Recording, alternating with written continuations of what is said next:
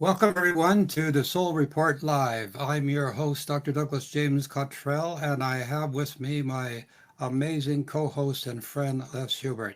We're here tonight with another exciting episode of the Soul Report. So listen in, tell all your friends to come and see us right now. We are live all over the internet. Welcome to the show, Les. Oh, thank you for being here, for letting me be here, Doug. It's great to be here again. Tonight, we're going to be talking about spiritual health. What is it and how to maintain it? Wow, what a question that is. Can you be spiritually sick? I think you can be. The sickness of the soul, I think, is all the cause for the physical sicknesses that we're at. The soul is such, well, let's call it a thing, an entity. It's us, it's a consciousness.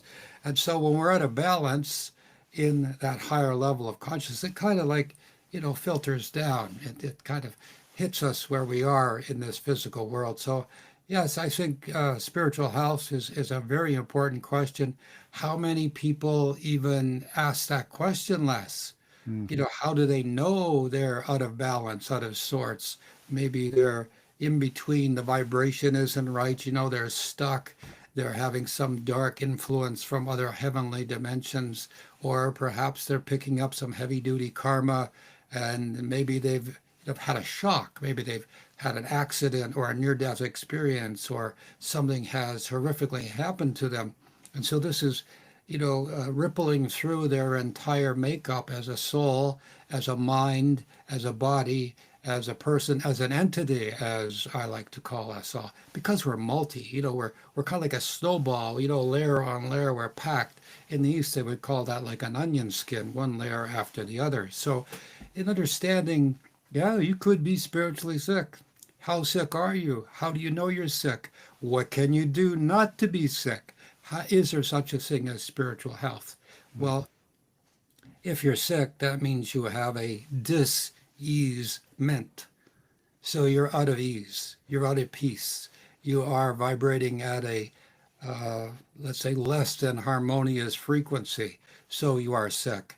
I mean, sick is really a saying that it's a term we throw out there, but when you're ill, when you're out of sorts, when you're moody, when you have terrible, uh, let's call them appetites, or if you have tendencies, if you are hearing voices and things like that, I think that would kind of open the door to say, like, maybe I'm sick inside. God Almighty, what can I do to fix me up?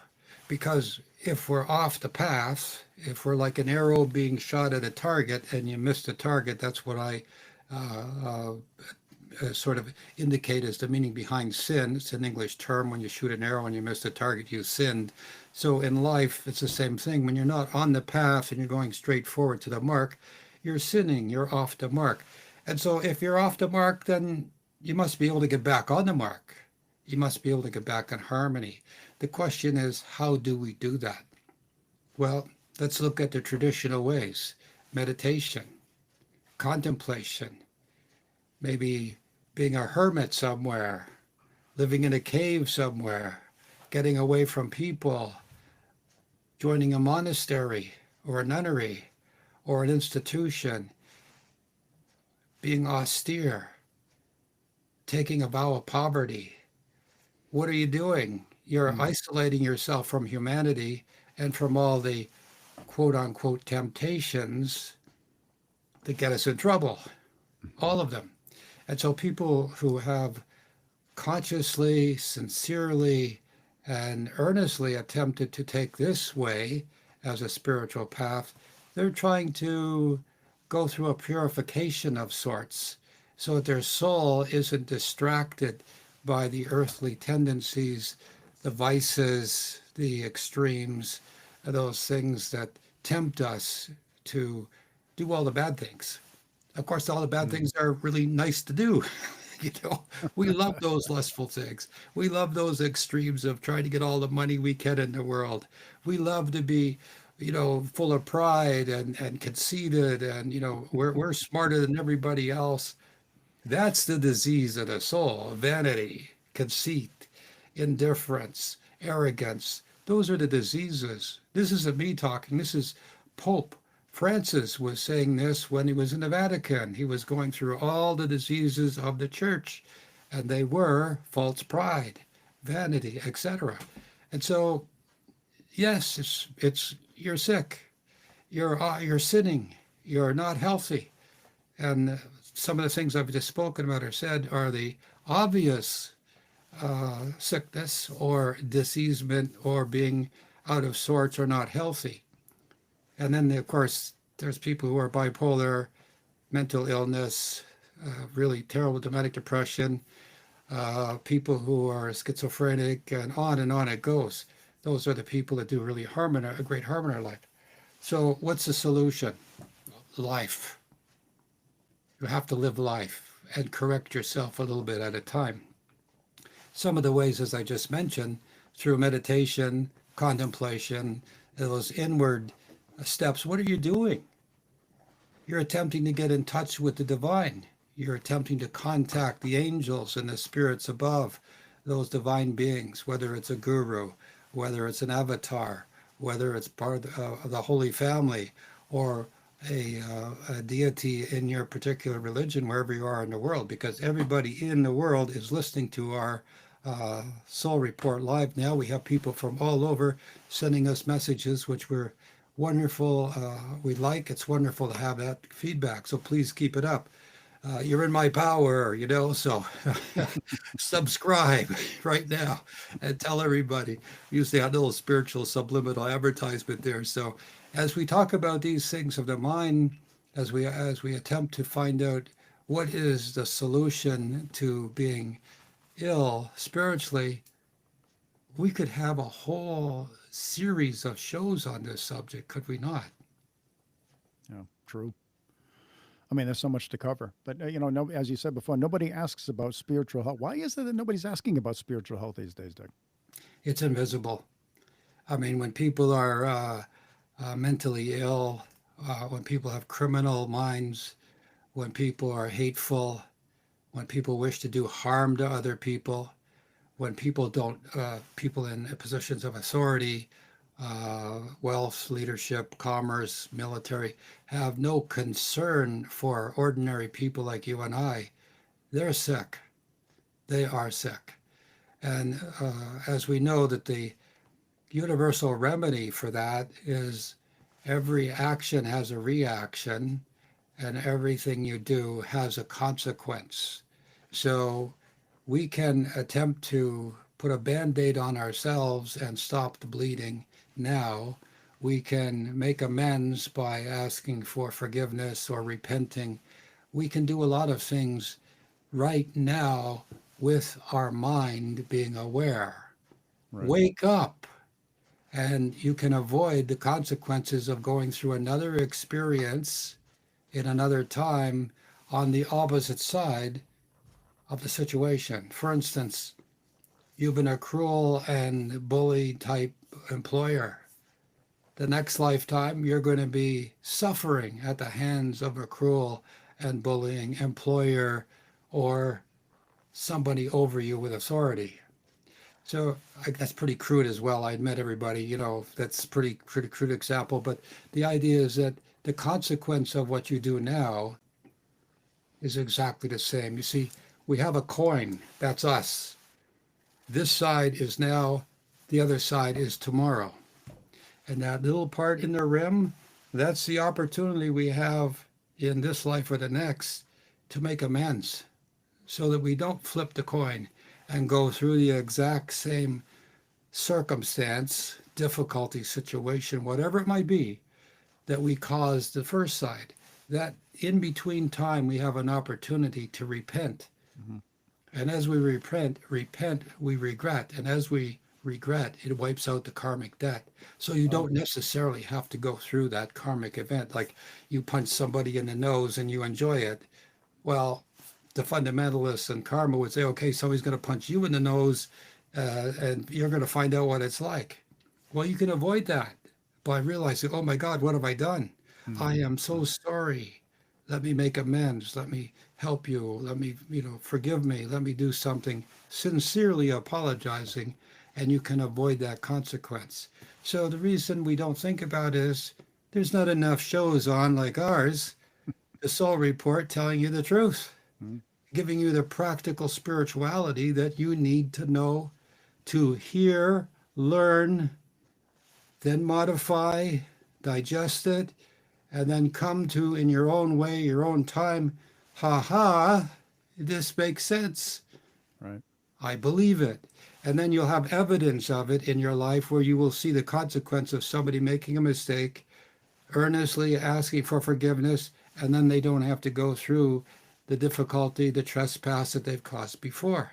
Right. Some of the worst sicknesses of the soul is people thinking, self-righteous. They're so morally superior, and they know what everybody ought to do or not do. Who are they? Oh my God, they're setting themselves up in positions of judgment. Guess what?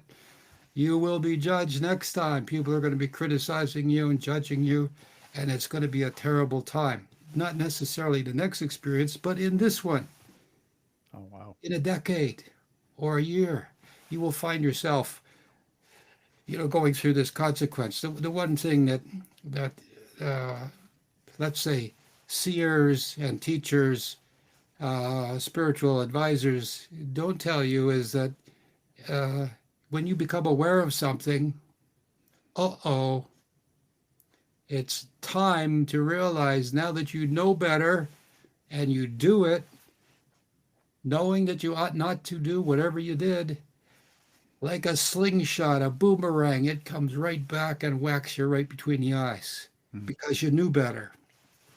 So ignorance is bliss. If you didn't know and you make a mistake, okay, you got a little fudge time to figure it out. Like, gee whiz, I hurt my best friend's feelings. So I shouldn't have done that. I shouldn't have called them names, embarrassed them, or cheated them out of money or something. Oh my God, I regret.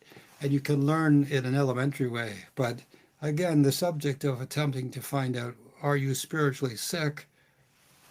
Let's draw a line. Let's make an assessment. What do you enjoy the most? Do you enjoy it when people are suffering? Ugh. Do you want people to suffer because you decided that they did something wrong? Do you feel sad when somebody's going through a difficult time and you can feel their pain? That's usually a sign that you're in harmony. Your spiritual self knows and reaches out to them. They can feel that experience. That's why people in telepathic or clairsentient, when a bomb goes off in Iran, everybody feels, wow, wobbly, see red in front of your eyes for a little bit, like I did at the same time it went off. It was like the planet is crying. Mm.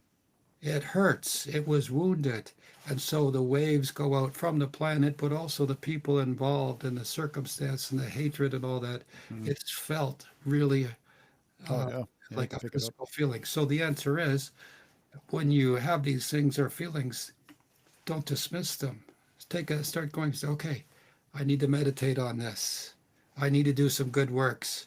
I need to go help somebody. I need to do a good deed. I need to help wherever I can. One of the things I'm seeing on TikTok these days is that there are groups of people going out in San Francisco.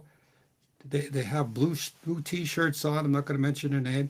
They are volunteers. They go down to a really cruddy place in the city, and en masse, 30, 40 of them pick up 10 or 15 tons of garbage, putting it into a dumpster and take it away. And everybody else who has been walking past the place would say, oh, this is terrible. Somebody ought to do something about it. Well, these people are doing it. And if you look at that, you say, that is spiritual health. That is how we help to clean up the planet. If there's something that needs to get done and the city's not cleaning it up, there's a problem with people who are unable because of their environment to clean up, et cetera, et cetera. Well, let's not complain and blame. Let's go do something about it. And I think this is the human spirit in action. I know I'm getting a little away from health, but this is how we help the planet and help ourselves, because we're doing something wonderful. So the short answer is, take assessment. Are you not happy? Are you blaming everybody? Are you angry all the time? Can you not just wait to get somebody and you want to scream at them? Are you impolite? Are you discourteous? You cut people off in traffic? Mm. Oh, hold it. Whoa, whoa, stop. Right. There we are. We Mm. are ill. And if we can understand that the emotions are the constructive and destructive forces in our own body, then we can realize that, oh my God, the reason I've got arthritis is because I'm so angry. I'm all Mm. knotted up. The reason I'm full of all kinds of phlegm is because I'm spitting poison out at everybody all the time. Right. Anyway, those are things that you need a guru or a teacher, or you need to stay here to this show. You are in our power. We're sending out those subliminal lines. Sign up, subscribe. You're in our power. This is the place to be because we're going to tell you the truth. This is the soul report. We're reporting on the truth. So assessing, you gave us some great examples of how to assess if we are not spiritually healthy. So this, I've always likened this dimension to be kind of like vocational school. Uh, several times I've been meditating, and I was asked, in meditation, and also in prayer, what should I? Is this a good position for me, or is this a good decision? And sometimes the voice would say, "Try it." They wanted me to just say, "Try it and see if you like it, or see, learn from it." Oh, okay. Then, so to me, it's like kind of like vocational skills. So, if they assessed themselves and said, I'm not really spiritually healthy. I'm coming back with this like, ugh. I think even the Course in Miracles said, if it's not a loving thought, everything else is a cry for help. So, what would be a fix for that? Because today people don't have a lot of time. What would be the first thing you would tell somebody to say? Okay, you're not healthy spiritually. What direction would you send them in, Doug? Well, first of all, it's their personal choice. As you said, it's a vocational choice, which means action. Right, right. Actions are more powerful than words. And the old cliche, the road to hell is paved with gold. There's Good all kinds intentions, of yeah, cliches yeah. about not doing, not finishing, not taking action. So Right.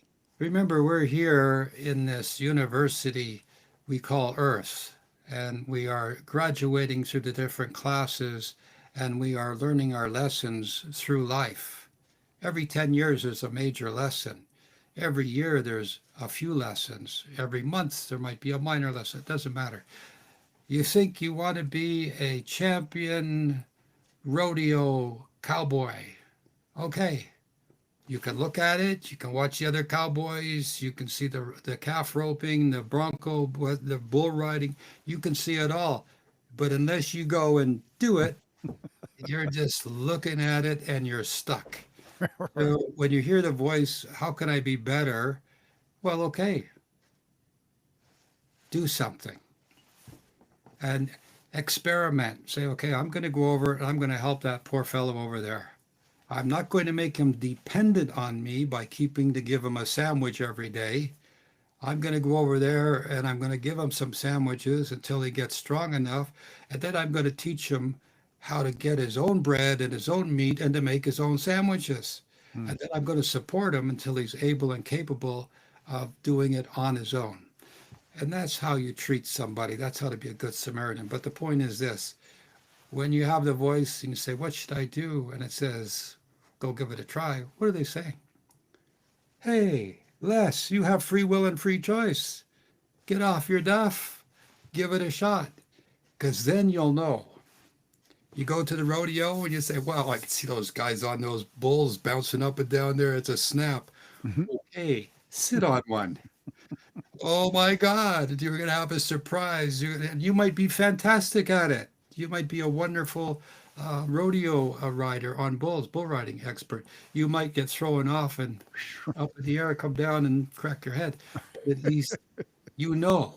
And that's how life is all about. And that's how the spiritual evolution is all about. It's to do something. Stand up. Don't run away.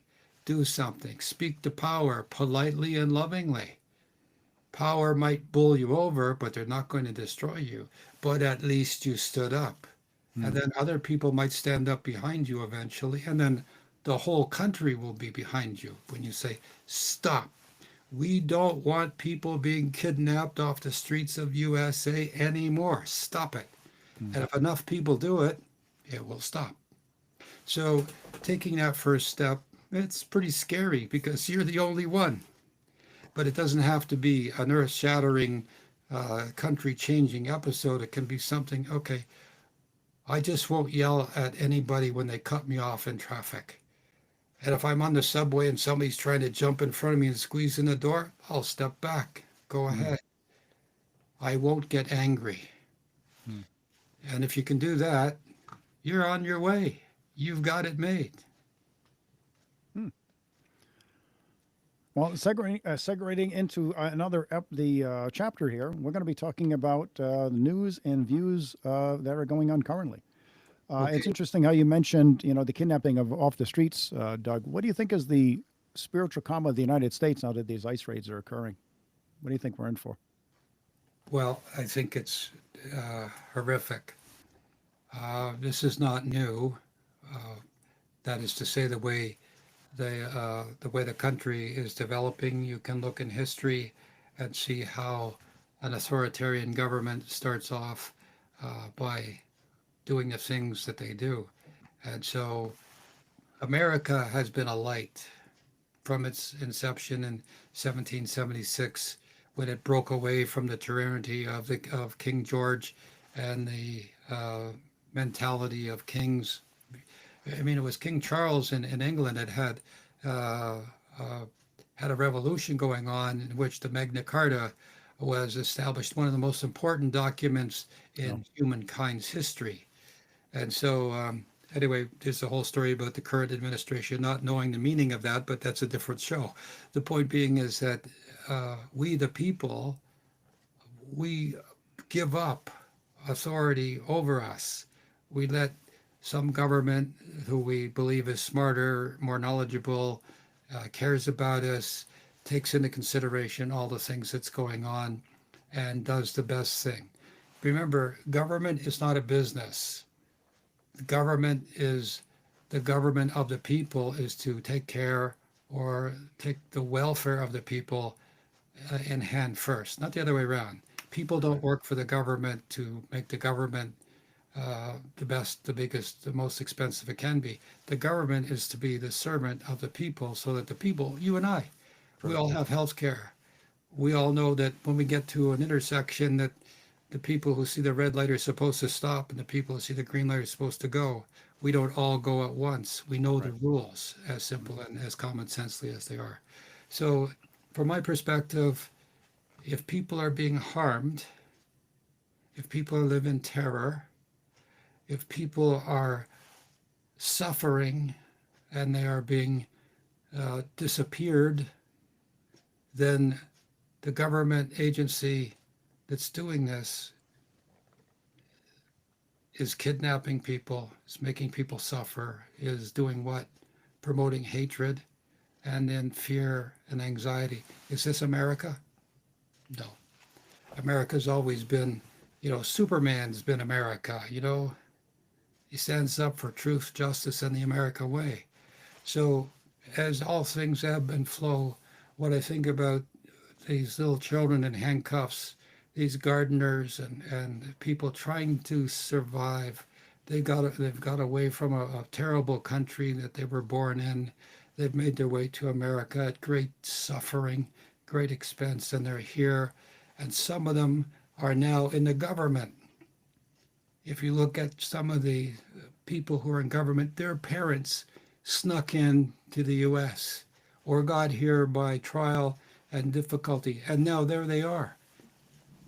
They're sitting mm, there in this administration,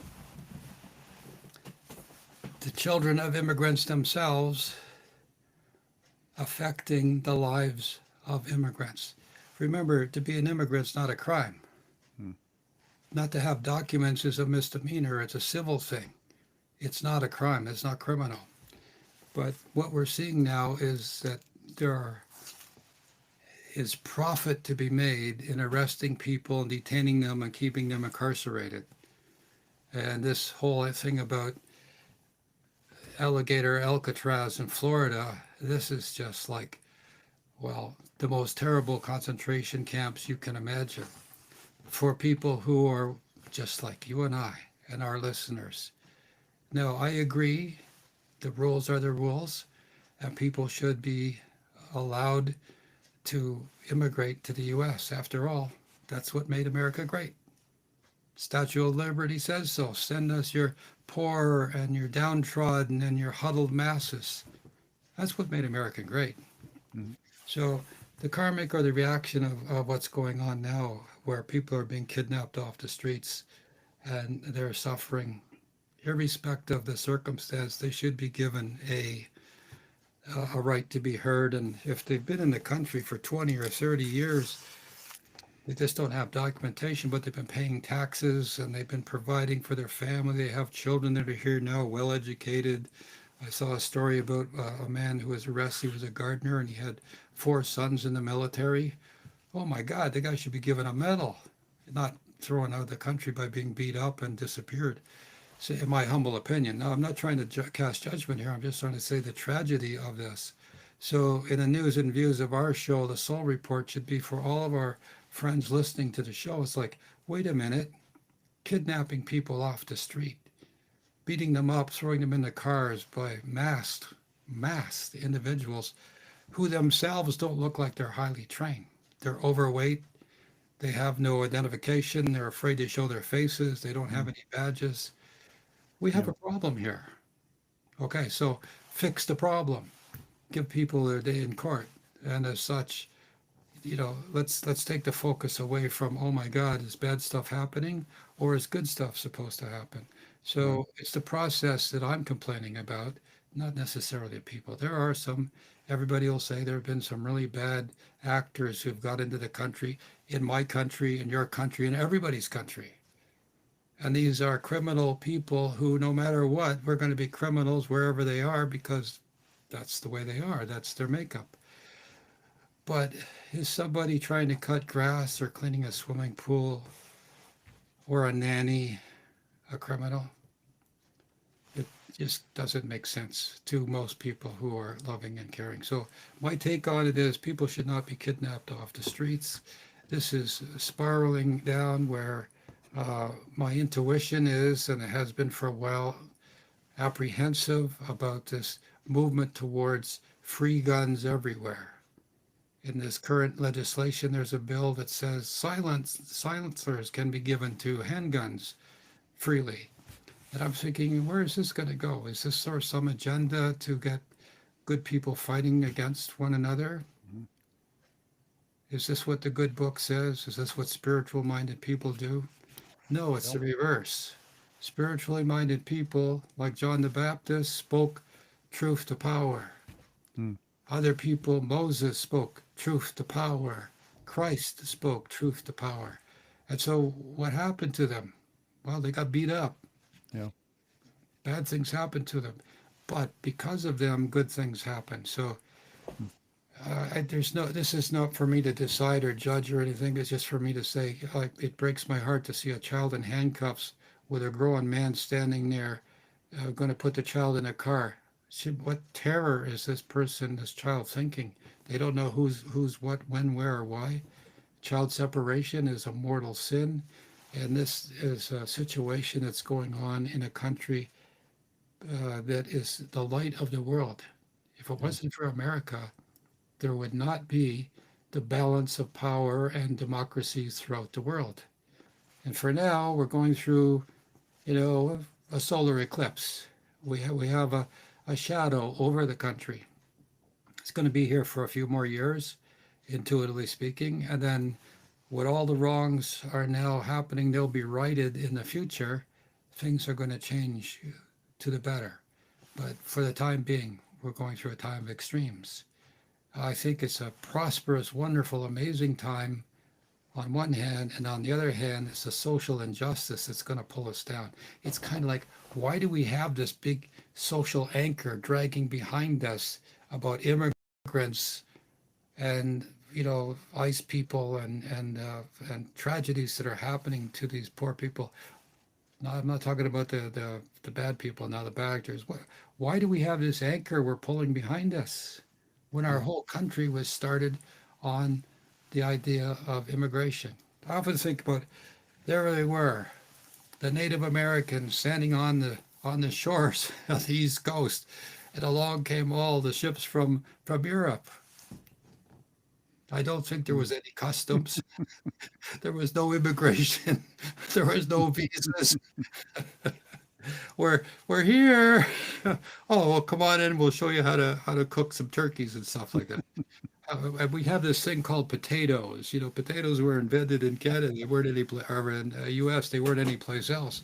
So anyway, it's an emotional point for everybody, but the peace and the whole thing is it right? Is it right to kidnap people and throw them in detentions because Stephen Miller is making a pile of money having new concentration camps in Florida that he owns, well, actually his son owns? Mm. Is it fair that people are profiting from the incarceration and misery and pain of other people? That's called slavery. And as such, you just look to Europe, and you will see the outcome.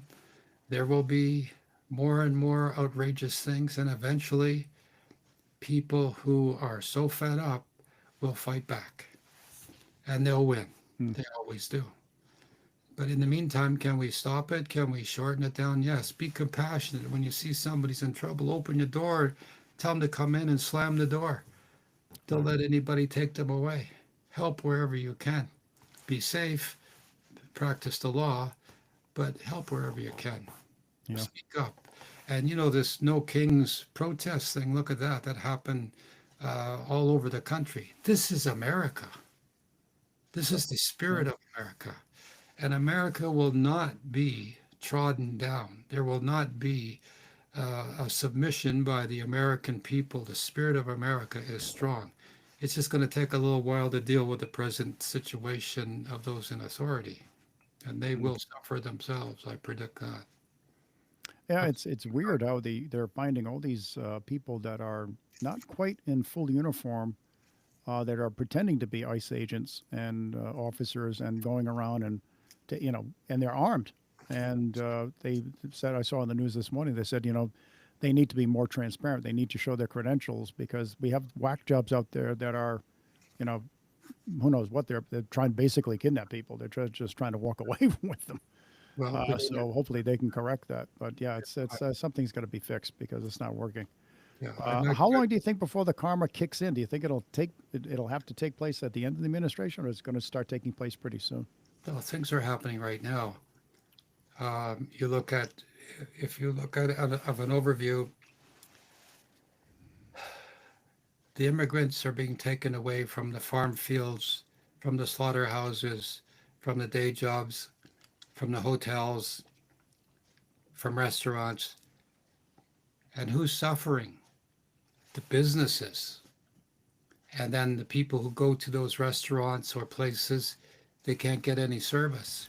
Right. Strawberries are rotting in the fields right now in California. Fruit farmers are going broke. And the thing about farms is once it stops, it doesn't come back. That's true. Yeah, I know a farmer. He owns a dairy farm, and he said that's exactly what he said. Once it runs down, you can't get it started again. It takes generations to get a dairy farm going or any Yeah. kind of agricultural enterprise. You know, you got to know the land, you have to know the business, Yeah. and you need labor to get the food from the ground to the supermarkets. Hmm.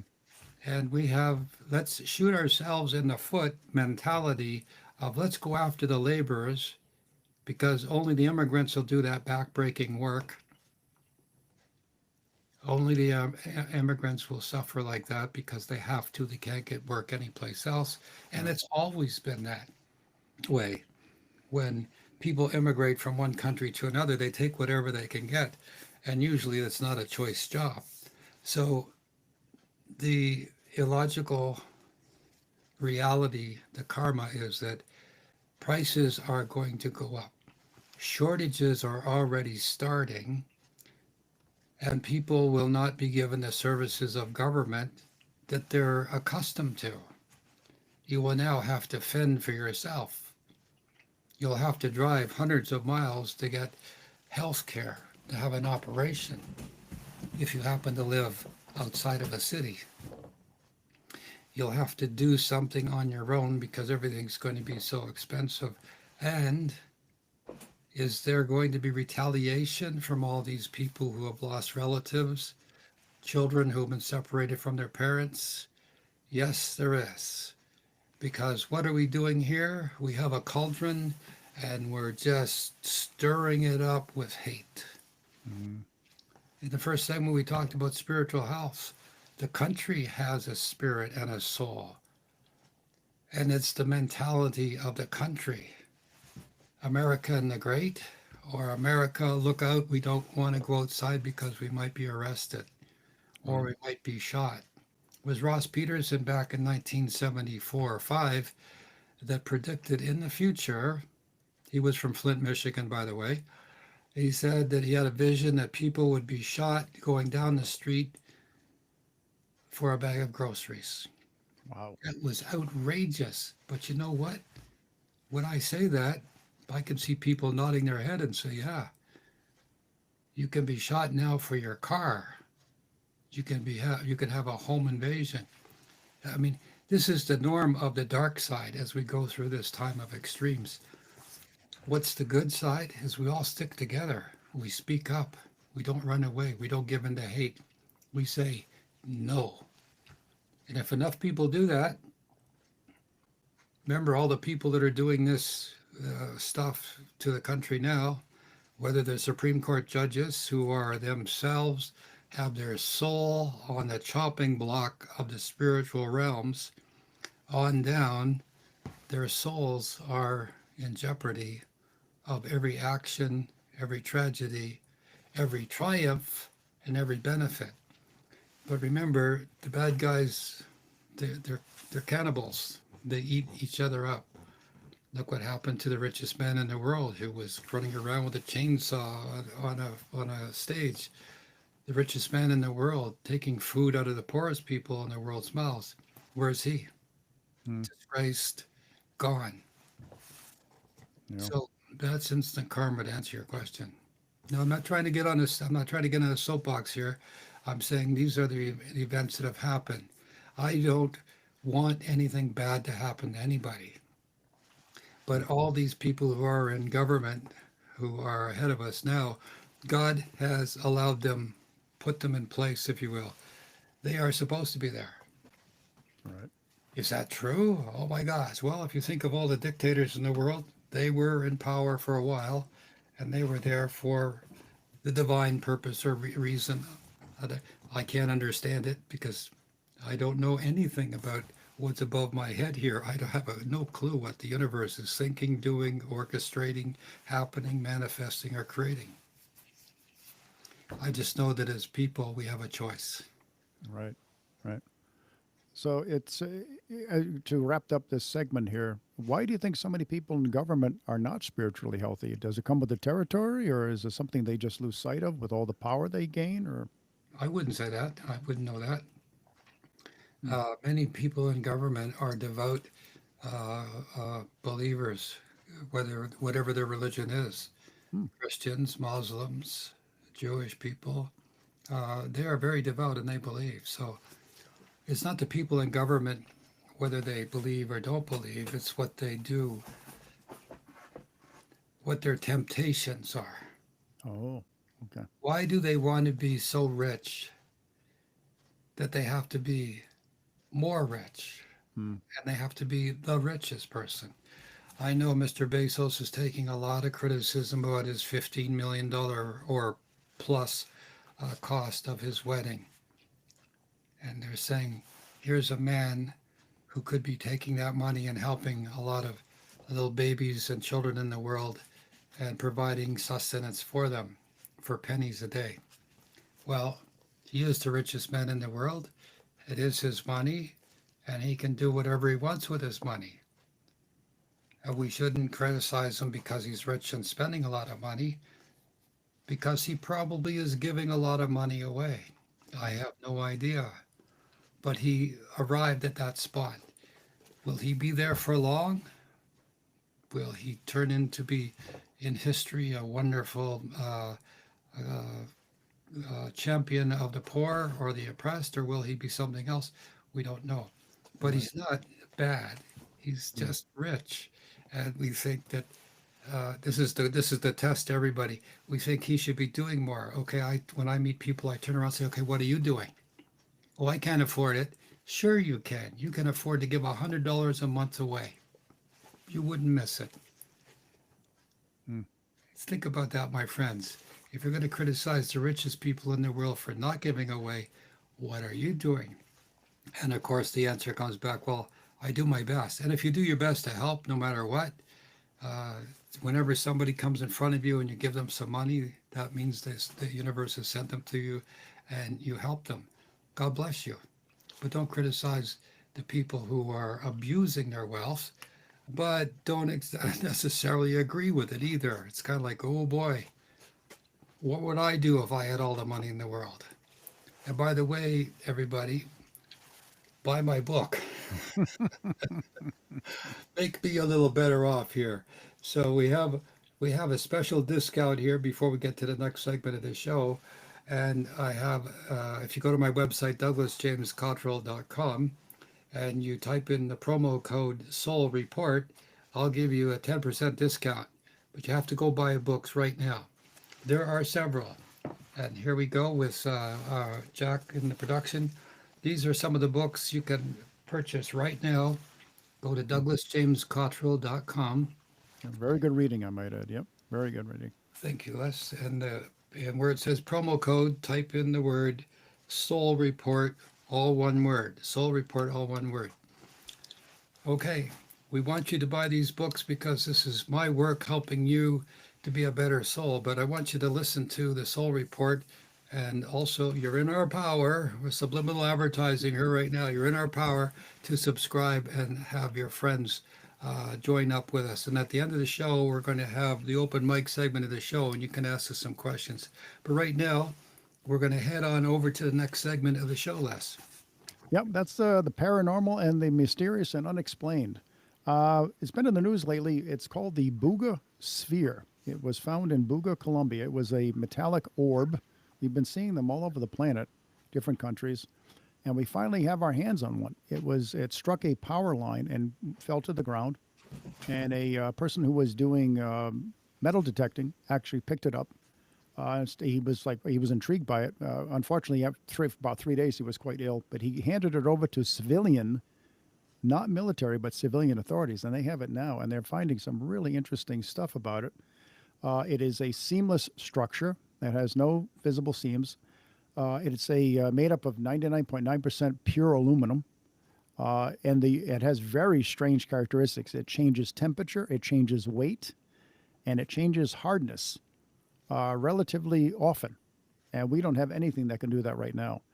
They don't know where it comes from. They know it's sending and receiving radio signals. It's loaded with almost microscopic fiber optics. They don't know how it levitates. They don't even know what it's doing here.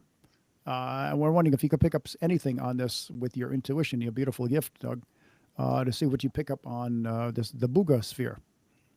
Well, as I don't know much about this at all, and as we have Jack in the studio putting up a picture while we're talking, uh, you know, the question is this from outer space? Is Right. this People is, want to know, is it extraterrestrial? Is it one of ours? Is it our technology that we're not talking about? Or what do you think? What do you feel? yeah, well, to tell you the truth, I don't get a lot from it. I don't think this is from outer space. I think, if anything, this has been around for a while, like ancient technology. And That's I what they've been thinking. Yeah. They say they think it's ancient technology. Yeah. and I think people have discovered this, the same people who are using magnets and copper wire to produce electricity. So, if you look closely, you'll see the design on it, and you'll see that it's the size of a basketball. Hmm. So, my feeling is this is a sensory device. It's like a drone. That's what's coming to my mind now. And that somebody is controlling these things. I can see them in like inside a temple. It looks like big blocks or stones, and these things I could see on the floor like marbles. There's so many of them. So I think it's somebody's discovered or stumbled upon some ancient building. And again, this is just images I'm seeing now, and they are somewhat being activated by electrical, magnetical influences, the magnetism of the planet, and the gravity of the planet is changing. And these are kind of like, sensory devices like drones would be. And Mm. they're going around, and that's why they zigzag through the air. I can see them going almost like a cyclone. Then I can see them going back and forth because they're Mm. operating on magnetic, anti-magnetic means. I'm not Oh. sure who's doing it, but it looks like one person in a temple, in some place in a corner. So, am I time traveling and seeing somebody from the old days that were using these things? They weren't bombs. They weren't devices of destruction. I Mm. see them more as communication devices, sort of sensory things. I think what comes to my mind is the image when people investigate tornadoes. They Mm. run out with these pickup trucks and they have these devices that get sucked up into the tornado, and they're like little golf balls or tennis balls, and Oh. they go up and they report atmospheric conditions. They report back Well, information about what's going on. This is kind of what I'm picking up intuitively from this one. because it is sending and receiving radio signals, and they're going to try to. They don't want to crack it open right away because they think they will harm the delicate mechanisms inside. But it has like fiber optics that are thinner than a human hair. I mean, like microns thin. But they want to use it to kind of drop in on the radio frequency to see if they can understand what it's trying to communicate. But the funny thing is, you mentioned, ancient technology. There are hieroglyphic symbols on this object, and so they used AI, interestingly enough, to try to determine if they could interpret it. And AI came up with universal consciousness, which I thought was very, very interesting. They What do you said it has a handmade look to it. It wasn't, but there are no seams on this thing whatsoever. At least that they can find right now. And they've been taking samples of it. They sent it off to metallurgy, but they really are, and they've been X-raying it and looking at it. And interestingly enough, you and I are both fans of Nikola Tesla. It looks like. Do you remember that tower that he built to send power all over the world? It looked like this big mushroom tower. hmm That looks a lot like the structure that's inside that thing. It looks like this, but it's made up of fiber optics. And think, well, that would explain the zero G effect. So yeah, you hit the nail right on the head. You're picking up a lot of interesting stuff, Doug. That's very interesting. Thank you very much. Well, That'll fill us as, in. as Jack in the studio has put this up, I was looking at the design on it as well, and I noticed it had some holes around the equator of it, if I could Right. say. Yeah. So 31 of them around the perimeter. Yeah. that would allow for equalization of pressure. So, like I Right. said, I think it's kind of like an ancient weather balloon. I don't know. You used the idea that AI came up with, what would you say, universal consciousness? Universe. Yeah. Because it looks very similar to hieroglyphics we see like in ancient Egypt and other ancient civilizations. So they asked AI, and AI said it looks like it says universal consciousness, which to me is intriguing. What does that mean? That's a good question. To me, well, they know it's peaceful. It's not a bomb. They see it as an explosive device. It's just they believe it, as you said, it was a drone to maybe like a. But there are no cameras on board, so they don't know exactly what it's picking up. But they tie it to ancient technology, but we don't know who has it. We don't know what. But interestingly enough, there were people who were paramilitary, para government who tried to steal the object from the civilian authorities there. So they're on high alert right now. And Dr. Stephen Greer, who's one of the world's renowned ufologists, is down there. I forget his last name, Jaime Muhan or something. He's from Mexico. He's a world-renowned journalist. He's also very much hype in the ufology world, and he's there as well. He was the one you saw in the video. So it's intriguing, but they're hoping it is, extraterrestrial from another world. We shall see. But they don't. Right now, they don't think so.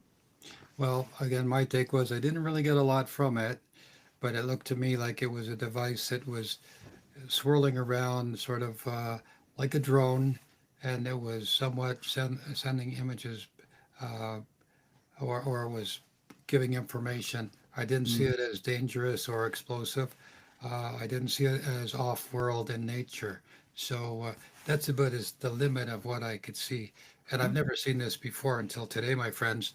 As Les has done some research on this, and we're just exploring this.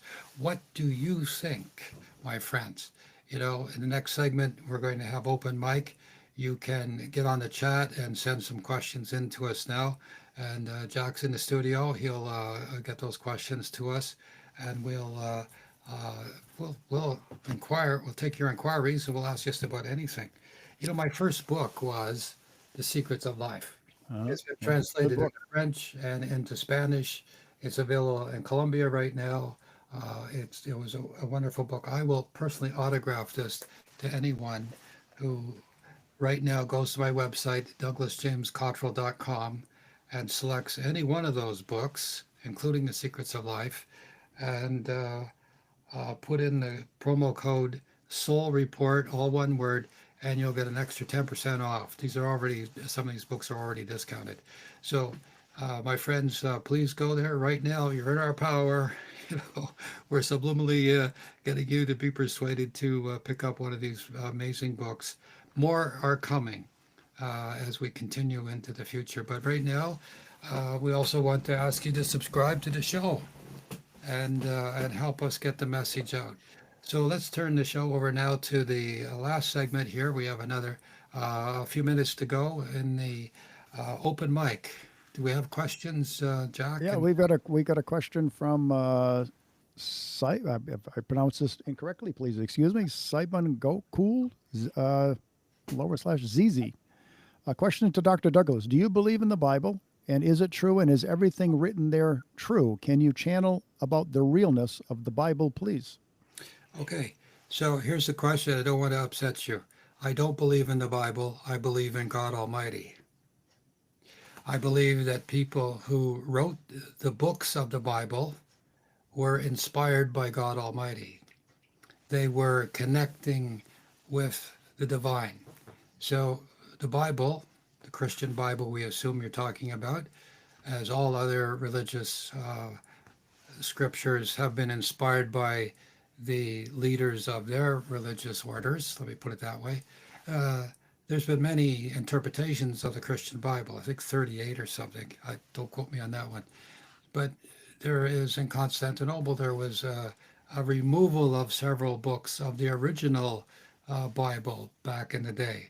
So the authenticity of it is that this was a book that was written by people, divine inspired prophets and holy men and women in ancient times. In the Old Testament comes from the Jewish religion or from Moses and the times that were before Christ. The New Testament comes from the stories about the Christ. I like to call him Yeshua, as that is his more powerful spiritual name. Remember, he was called Emmanuel when he was born. Jesus came along a whole lot later. The letter J was never used in ancient languages, Hmm. but to give it some idea, there's been modifications or changes through the presentation of the Word of God. Now, do I believe in the Bible? Yes, I've read it. I've read other spiritual books too. And when I was a child, I used to go to other churches: United, Presbyterian, Anglican, Salvation Army, Baptist. And when I was a child, I was confused because I couldn't tell the difference between these different churches. They were all the same. Sunday school was always the same. So, anyway, the point being is the Bible talks about real people going through real experiences in life, how to treat each other. Moses was called a lawgiver. Jesus had commandments that he gave to his disciples, and his disciples themselves had disciples who went out to teach us the words of Christ, to illuminate the words of Christ, if you will, which is part of my job, by the way. And so, yes, I find the Bible enlightening. It's fascinating. I have a Sunday service that I do, and a few Sundays back, I did a sermon on, did God ever give the power of speech to an animal? Yes, it happened. Look it up in the Bible yourself. I'm not gonna take that away from you. But if you read the Bible, you'll find that there are interesting stories that are everyday real life events. For instance, there were 10 leopards who came to Christ and he laid hands on them, and all 10 of them were instantly cured of leprosy, a Wow. terrible ancient disease in the old world. One of them came back and said, "Thank you." And Jesus said, "You're welcome." And then Jesus looked over to the disciples and he said, "Excuse me, guys, but weren't there nine more? Weren't there nine? What happened to those guys?" So if you look at the Bible, not from a oh my God, awe-inspiring, it's untouchable, but if you look to it as an everyday accounting of what happened, you can see how Jesus walked in his path, in his life, and how each and every one reacted around them as real people. Remember his best buddy, one of his big supporters. Most of the women, by the way, in the Bible were the ones with the money, and they supported him. They gave him money to travel. But Zebedee is where I was referring to. His two boys were working on the boats with their dad, and Jesus came along and said, "Hey, you guys, come work for me, follow me." So they did. You know, that would be quite a shock, right? So this big, powerful uh, boat owner, because those were big ships, they were uh, deep sea fishing boats. You would think Zebedee would be upset. Instead, it was Zebedee who took his cloth from the cross. It was Zebedee that paid for his a lot of things for him. I won't get into details. And also Zebedee's two sons that were following Christ. So if you look at that and you see the real stories about real people going through real things that we can relate to today, then the Bible opens up and it's a light because it's your path, illuminating the words of the Christ. Doesn't mean that you read the letter of the law in the Bible, it means you read the spirit of the law in the Bible. But you'll find all kinds of things. I mean, Jesus was beat up, he was chased out of town, people threw stones at him. One of my favorite stories is where they're crippled by the well. I learned this in Sunday school. Jesus went over and said, "Get up." And the man picked up he got up from his cot. He'd been there all his life at the well. He was a beggar. He stood up and he started walking around and said, "Don't tell anybody. You're now blessed. You've been made whole. Go away, but keep it quiet." So the man went down the street. People walked up to him and said, "Hey, aren't you that guy at the well? You've been there. We know you well. You've been there for all these times. What are you doing walking around?"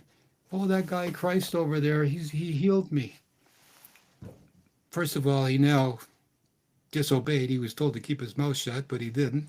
And second of all, did the people go like, "Oh my God, who is this fellow Christ? Let's go find him."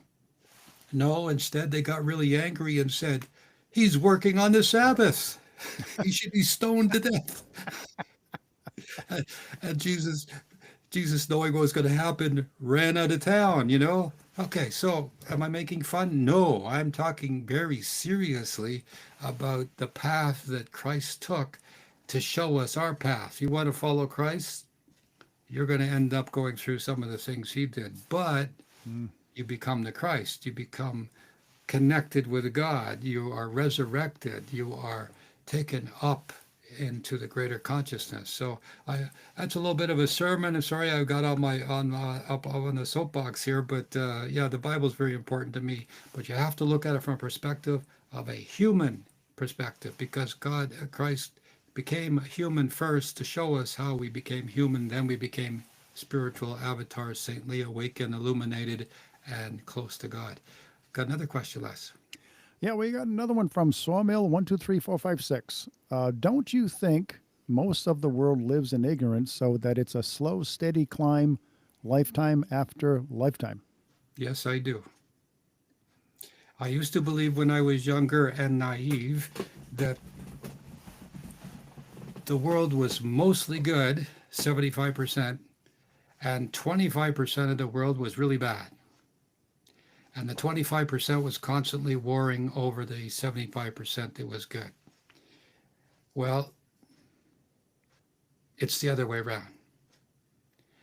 75% of the world lives in darkness, lives in an animal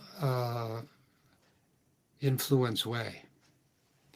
25% are enlightened, and the 25% are constantly repairing the world, constantly holding back the aggression of the dark side. The force is with you means God is with the 25% who are trying to do good, but the 75% are constantly trying to keep in the darkness. Mm. Why? Because they don't think there is a soul. They don't think they're going to die. They think they're going to live forever. They feel that the way for their own advancement is to have all the money, to have all the riches, to have all the power over people. Mm. There is slavery all around the world still to this day. And so the 25% against 75%, that's three against one. And each one of us are holding off the other 75%. So these are just kind of like mulling over the thoughts. But yeah, the world is a pretty dark, vicious, aggressive, dangerous place to be. But that's what light's all about. If we had 51% of all the people in the world being spiritually brother to brother, sister to sister, following the golden rule, if we had 51% of the people, the world, the other 49% wouldn't have a chance. Mm. And they'd have to obey, get along, or they would, with mental reservation, pretend to get along with us. But in spite of themselves, they would be brought into the light, which means the golden rule, just getting along with one another, helping. There's no reason in the world there should be one poor person, one person hungry, one person who is suffering. No, there should be none of that. Mm. There's no reason why that should be, other than people are making it happen. They're making people suffer, and they enjoy it, or they don't care. They're sociopaths, or they're narcissists, or they're all the weaknesses that make up the human frailty. So the question is, yeah, we, the 25%, are suffering right now. Maybe we're down to 20%.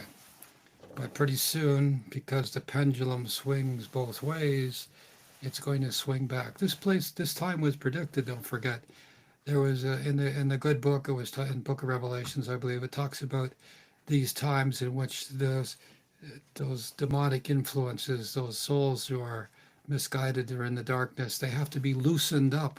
In other words, free to roam the world for a little while. Then they'll be put back down and put asunder. So this time we're going through where it's almost like we're going to be snuffed out from the dark forces of darkness. It's going to stop, and then when we move forward, it'll be for 1,000 years of peace. Mm. So I believe, so might it be written, so might it be experienced. Uh, we have one more question, and if you want to wrap it up after that. And for our listening audience, if you enjoy our show, please like, comment, share, and subscribe. We would really appreciate it.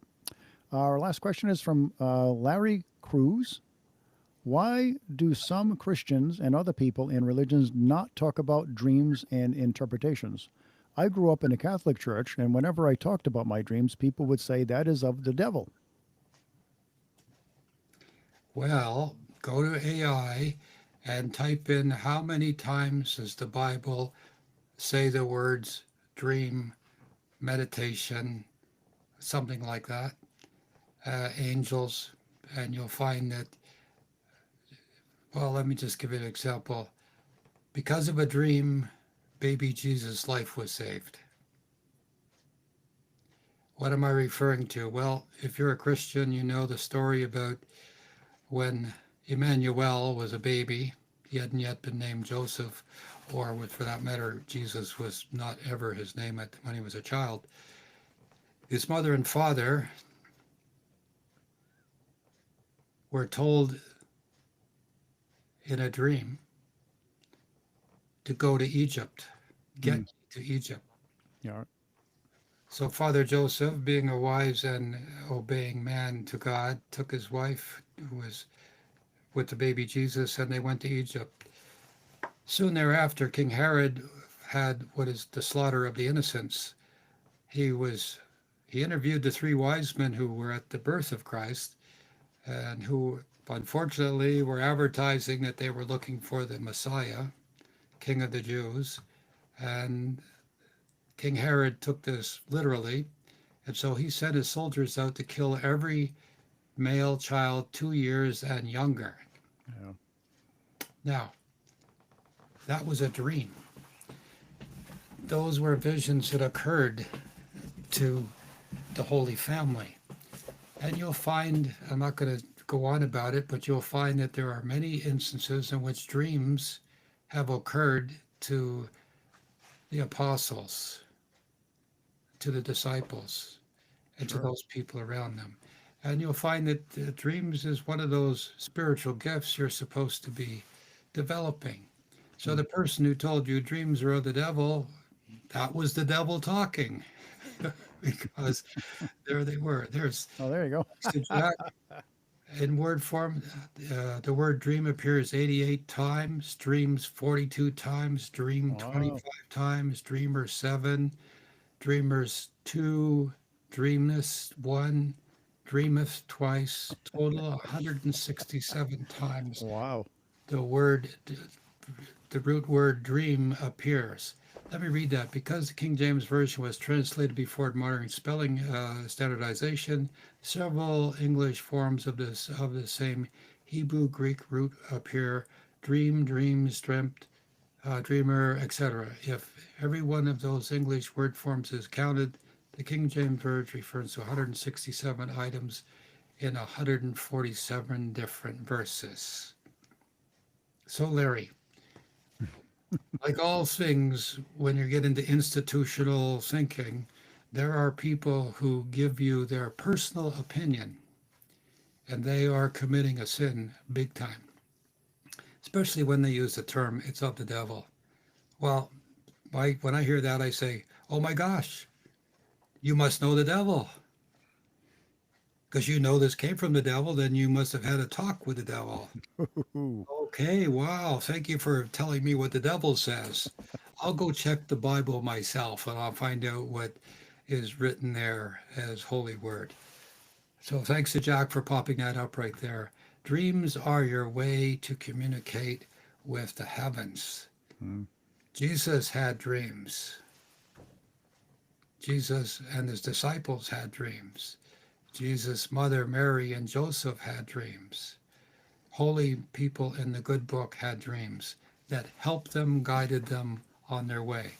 The most famous one in the book is the story about Joseph. There's two Josephs in the Holy Book. There's the father Joseph, which we're not talking about.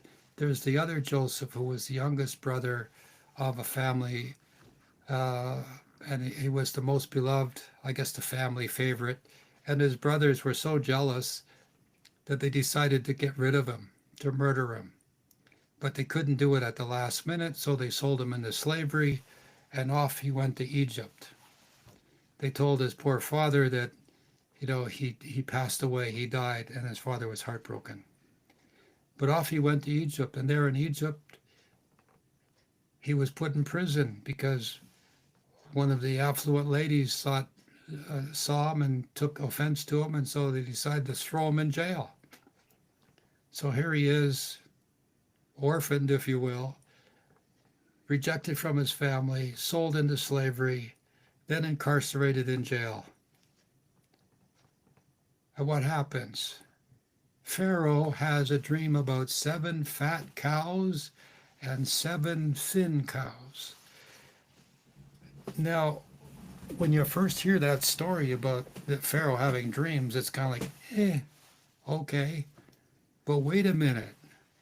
Pharaoh wanted the interpretation of this dream, Mm. so much so that he sent out word everywhere. And apparently that word got all the way down through the different layers to where Joseph was incarcerated. Right. Joseph said, I know what that means. And he right away was brought up in front of Pharaoh, and he told him, the interpretation of the dream is this: 7 fat cows means 7 years of prosperity. 7 thin cows will mean 7 years of famine. So stock up for the first 7 years so that you can maintain the granary through the 7 lean years. Right. Right. And by doing that, Pharaoh believed him. I mean, you got to think about this. You're in a court. Here's Pharaoh, the most powerful person in the world, talking to this little kid who's now been in jail for a while, and he interprets the dream. And that made sense to Pharaoh because Pharaoh obviously was working with his dreams prior to this event. Mm. He just didn't have this one, he had many, so he was ruling his country and providing for his people by the use of dreams, which, by the way, a lot of politicians do these days. I know because I've spoken to them.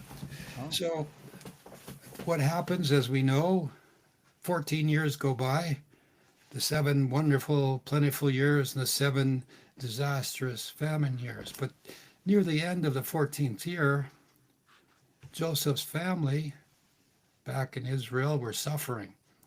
And so his brothers made a sojourn to Egypt where they could buy some grain to help feed his family and the people in their community, which they did. Then Joseph, seeing his brothers, but they didn't recognize him, he didn't just say, hey, I know you guys, get out of town, you know, you tried to kill me. Instead, he went and found out what was in the mind of his brothers. And he found out that they had regretted what they had done. No. And so, because he then realized, if it wasn't for, this is the whole point of this dream, my friends, if it wasn't for them getting rid of him, sending him off to Egypt, putting him in a place where Pharaoh could contact him and Pharaoh's dream could be interpreted so that Pharaoh's country would survive the 7 years of famine, that wouldn't have happened.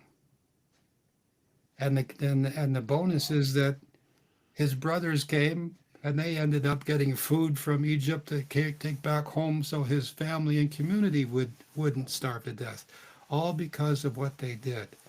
And that was one of the things that I was inspired by when I heard that story, or it was properly interpreted. There was this young man, Joseph, saying, if it wasn't for all these circumstances, I wouldn't have been able to save the country, that is to say, by interpreting the dream, and or help to save my family and my brothers. So this is the act of God. This is how God works. Hmm. And I know that's the case. We can't figure it out. I mean, you know, looking forward, I mean, you can see, you know, this little guy, this kid Joseph, being the most favorite in his family, and his brothers throwing him into slavery and who knows, beating up and whatever, you know, and incarcerated. I mean, what were the thoughts going through his head for months and years? But it was because he, I guess you could take, he took the soul train to be in the right place at the right time in order to save the country, Egypt, and his own family. So, my friends, dreams are very important. Dreams are given by the divine to people. People have the dreams, but then there are people like us. We interpret the dreams because we have been given that gift as well. To Larry, read the book of Corinthians, and you will find, 1 Corinthians chapter 12, I believe it is, you will find that the spiritual gifts are delineated, all of them. And it's your duty as a Christian believer, as somebody who believes in Christ, or just a spiritual believer, to develop all of those spiritual gifts. Your duty. Christ commanded everybody to learn the gift of prophecy so that you could help everyone else. And that's what prophecy is, why it's considered the greatest gift, is because you help everyone. Think about it. Joseph saved the country by being there for Pharaoh and giving him the interpretation of a dream. Amazing.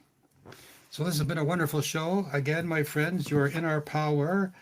We want you to go to my website and pick up a copy of these books. This is the New Earth book. It's one of the most popular books I have. It's the prophecy of the events that have happened, and it was written in 2011.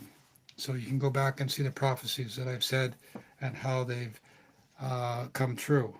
I'm going to put this one up, Gems of Wisdom. This is a neat book. People open it up every day, and there's a little gem of wisdom that will start your day off. Okay, so need to pay the bills. You're in our power. We're subliminally getting you to influence you here to go to my website, douglasjamescottrell.com. Type in the word soul report, all one word, and you'll get a 10% discount. Listen, it's been an interesting show tonight. Thank you to all those people who've chimed in with their inquiries into the show. We really appreciate it. We're going to be right here next week, same time at 7 p.m. Eastern.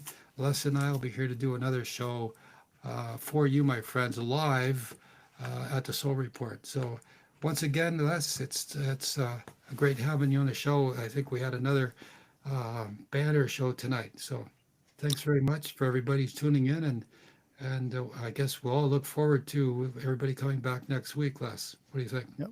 Yeah, we're going to have an interesting show. We're going to be touching upon certain things about having to do with Atlantis and Lemuria, other things in the currently in the news, and some spiritual subjects as well. So it should be pretty interesting. And again, for our listening audience, if you like us, comment, like, share, and subscribe. We will really appreciate it. Okay, everybody. Peace and prosperity to you. We hope